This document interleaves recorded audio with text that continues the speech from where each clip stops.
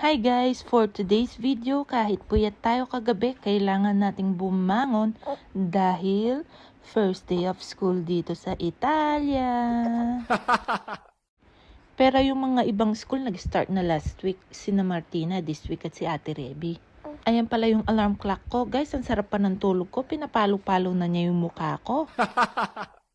Ito naman ang ating student, guys. Ayaw pa niyang magising. Ang sarap pa ng tulog. Pero syempre, kailangan na natin siyang gisingin, guys, dahil malilate tayo sa school. Parating na si Zia.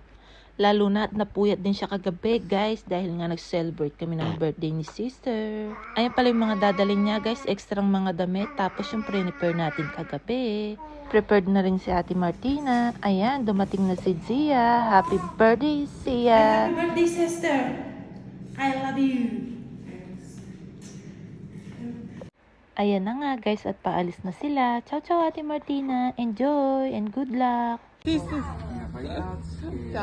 Nakapasok na nga si Ate Martina guys at mamaya ako ay magsusundo sa kanya. Meanwhile, At uwian time na nga guys at ayan si Martina, nakita niya ako kaagad. Kanina pa daw niya ako hinihintay. Half day pa lang sila ngayon hanggang sa September 24.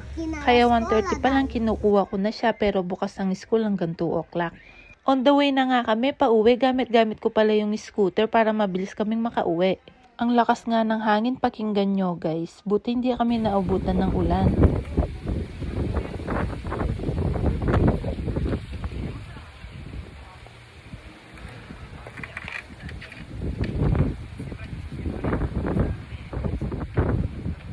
O diba ang lakas at bago pa natin makalimutan, papakuha ko na kay MC yung cellphone. Nakarating na nga agad tayo sa bahay pero wala tayong susi kaya nag-swan na tayo, nag-doorbell tayo.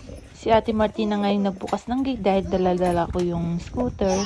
At nakapasok na nga kami ng tuluyan dito sa compound namin guys. Maraming salamat po sa panonood. Please like and follow our page. Thank you. God bless. Bye bye. See you on our next vlog.